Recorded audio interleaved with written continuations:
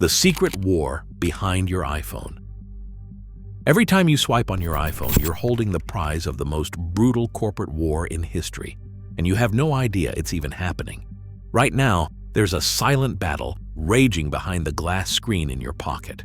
It's not advertised, it's not discussed in Apple keynotes, but it's costing companies billions of dollars, destroying careers and reshaping entire nations' economies. This war doesn't use weapons. It uses something far more powerful: control over every single component inside the device you can't live without. I've spent the last 6 months investigating supply chain documents, patent filings, and insider testimonies that reveal something shocking. Apple isn't just a tech company making phones. They're running a military-grade strategy to dominate their suppliers, crush their competitors, and lock you into an ecosystem you'll never escape. And the tactics they're using? They'd make a chess grandmaster look like an amateur. In this video, I'm breaking down the 5 brutal strategies Apple uses to wage this secret war. How they turn suppliers into hostages. How they weaponize vertical integration. How they steal knowledge, then eliminate partners. How they deploy legal warfare that competitors can't afford to fight. And how they've positioned themselves as the gatekeeper taxing the entire digital economy. By the end, you'll never look at your iPhone the same way again. Strategy number 1. The supplier hostage model. And this is where Apple's ruthlessness becomes crystal clear. Here's what most people don't understand. When you buy an iPhone, you think you're buying a product from Apple. Wrong. You're buying the result of Apple's ability to control over hundreds of suppliers across dozens of countries, forcing them to build components that only work in Apple products and engineer dependencies so deep that these companies literally cannot survive without Apple's business. Apple commands a disproportionate share of high-end component capacity. Almost half of all the critical parts that go into every smartphone on Earth flows through companies that Apple has its hands on. Samsung, Google, Xiaomi, they're all fighting over the scraps Apple doesn't want. And here's where it gets insane. Apple doesn't just buy components like a normal company. They fund the factories. They buy the equipment. They send their own engineers to live inside supplier facilities for months. One former Foxconn manager told investigators that Apple engineers had access to parts of the factory that even senior executives couldn't enter. Apple doesn't have suppliers, they have hostages. Think about that for a second. You're a component manufacturer. Apple approaches you with a deal. They'll give you a massive order, billions of dollars in business, but there's a catch. You have to build a factory specifically designed for Apple's components. You have to use machines that Apple specifies. You have to hire engineers trained by Apple, and you can't sell similar components to Apple's competitors. You take the deal because turning down Apple means your competitor takes it instead, and you go bankrupt. 5 years later, 60% of your revenue comes from Apple. You've spent hundreds of millions building facilities that only work for their products. And then Apple does what they always do. They renegotiate, lower prices, tighter margins, more control. And you have no choice but to accept. The numbers are absolutely insane.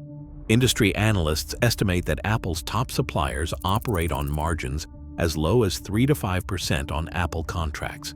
Compare that to the 15 to 20% margins those same suppliers get from other clients. But Apple's volume is so massive that suppliers accept the razor-thin margins because the alternative is losing market dominance completely. This is exactly what happened to GT Advanced Technologies. In 2013, they signed a deal with Apple to produce sapphire crystal screens. Apple convinced them to build a massive facility in Arizona, buy specialized equipment, hire hundreds of workers. The deal was structured so that GT Advanced took all the financial risk. When the technology didn't meet Apple's standards, Apple walked away. GT Advanced filed for bankruptcy within months. Apple moved on without blinking. But here's what nobody talks about. That wasn't a failure. That was the strategy working exactly as designed. Apple tests technologies by making suppliers take the financial risk. If it works, Apple owns the advantage. If it fails, the supplier absorbs the loss. It's corporate warfare disguised as partnership. Now, if you think supplier control is brutal, wait until you see strategy number 2, because this is where Apple's competitive advantage becomes literally impossible to replicate. Strategy number 2, vertical integration dominance. And here's why Samsung and Google are terrified. Samsung makes phones, Google makes software, but Apple controls everything. They design their own chips, they write their own operating system, they own their own retail stores. They created their own payment system. They built their own ecosystem of accessories. Every piece connects to every other piece, and all of it funnels back to Apple's control. Here's a perfect example. The A-series chips inside your iPhone are designed by Apple, manufactured by TSMC using Apple-funded equipment, optimized for Apple's iOS, and can't be used by anyone else. Samsung uses Qualcomm chips. Google uses Tensor chips made by Samsung. Both are playing with borrowed power. Apple owns the whole stack. And this creates something economists call network effects on steroids. Every iPhone sold makes the next iPhone more valuable. Every app developed for iOS strengthens Apple's platform. Every AirPod purchased locks users deeper into the ecosystem. Apple isn't selling phones. They're building a prison that feels like paradise. And you've probably felt this without realizing it. Ever tried switching from iPhone to Android? Suddenly your messages turn green. Your watch doesn't work. Your photos don't sync. Your AirPods lose half their features. That friction isn't accidental. That's Apple's 20-year strategy forcing your hand. They've made leaving so painful that most people don't even try. But if you think this is just about keeping customers locked in, you're missing the real genius. Because strategy number 3 is where Apple's playbook becomes borderline predatory. Strategy number 3, knowledge extraction and partner elimination. This is the move that proves Apple plays a completely different game than everyone else. When Apple signs a contract with a supplier, they do not just negotiate price and quantity. They negotiate access. Access to the supplier's R&D, access to their manufacturing processes, access to their future innovation roadmap. Apple embeds its engineers inside supplier facilities, learns everything about how components are made, then uses that knowledge to either bring production in-house or negotiate better deals with competing suppliers. Let me show you exactly how this works. Imagination. Technologies designed graphics processors for iPhones for years. Apple licensed their technology, sent engineers to work inside Imagination's facilities, learned everything about GPU design. Then, in 2017, Apple announced they were developing their own graphics chips and would no longer need Imagination's technology. Imagination's stock crashed 70% in a single day. But here's the move that separates Apple from every other company. After Imagination's stock collapsed, Apple did not just walk away. They acquired key talent from the company and hired former Imagination engineers to build what became Apple's custom GPU architecture. They used the partnership to learn, then used that knowledge to eliminate the partner and absorb their best people. Let that sink in. Apple turned a business partnership into an intelligence operation. They paid for access, extracted everything valuable, then cut ties and hired the talent they needed to replace the partner entirely.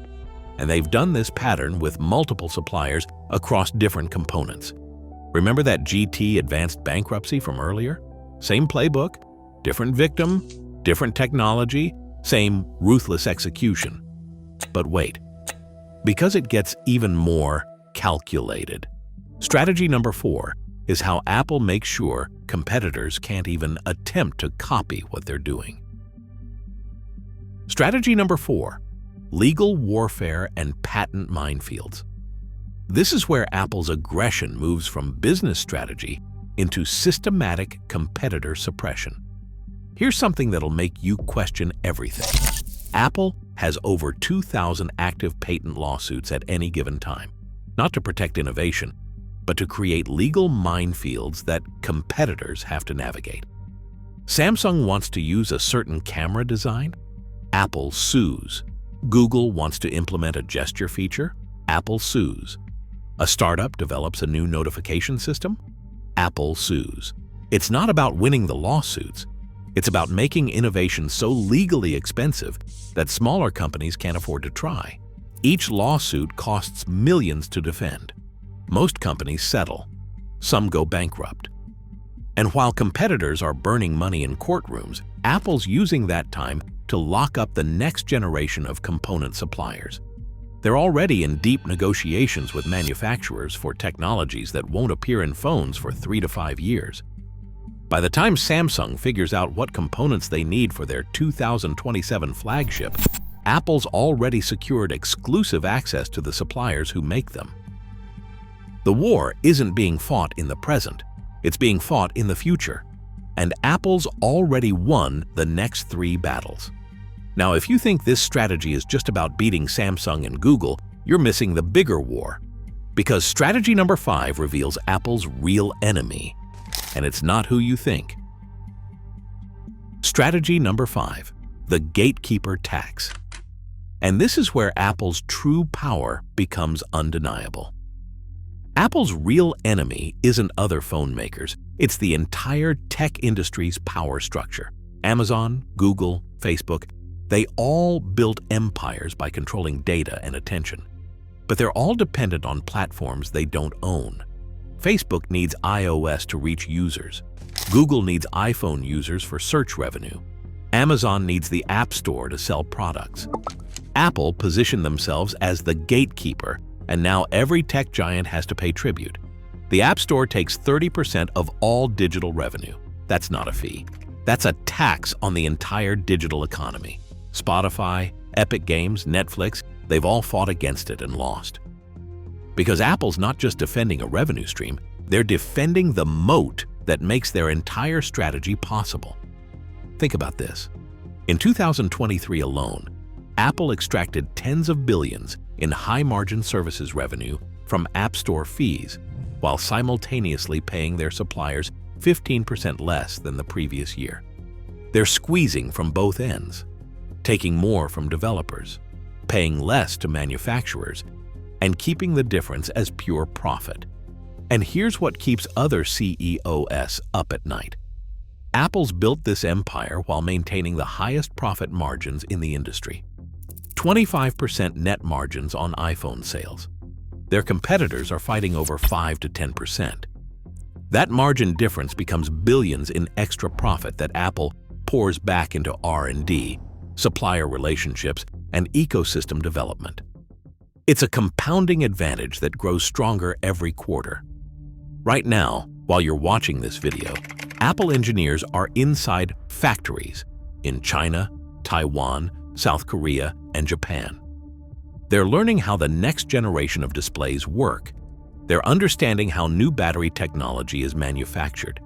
They're mapping out which suppliers will be critical in 5 years. And they're structuring deals that will give Apple exclusive access before their competitors even know those technologies exist. This is the secret war. It's not fought with marketing campaigns or product launches. It's fought in supplier negotiations, patent filings, and manufacturing contracts that never make headlines. And Apple's winning so decisively that the war might already be over. You want to know the scariest part? There's no counter strategy. Samsung can't replicate Apple's ecosystem. Google can't match Apple's hardware integration. Chinese manufacturers can't escape Apple's supply chain control. The only companies that could challenge Apple would need to spend a decade and hundreds of billions of dollars building what Apple already has, and by the time they finished, Apple would be 5 moves ahead. So the next time you hold your iPhone, understand what you're really holding. It's not just a phone, it's the trophy of a corporate war that reshaped global manufacturing, redefined supplier relationships, and created a business model so powerful that breaking it might be impossible. Every feature you love, every integration that just works, every seamless experience exists because Apple spent 20 years building a system of control so comprehensive that competition can barely survive. You're not using the best product. You're using the product from the company that won the war you never knew was happening. Some people think that's a brilliant strategy. Others think it's monopolistic control. But here's what nobody can deny. Apple didn't just build a better phone. They built a business model that makes building a better phone irrelevant. They changed the rules of competition itself, and that's the real secret behind your iPhone. If Apple's strategy fascinates you, wait until you see what Amazon does to book publishers, or how Netflix weaponized data against Hollywood studios, or how Google turned search into a surveillance empire. Subscribe to the channel because these corporate wars are happening in every industry, and once you see the patterns, you can't unsee them. Understanding how power really works changes everything. Watch another video here to see how this same playbook plays out in industries you thought were completely different.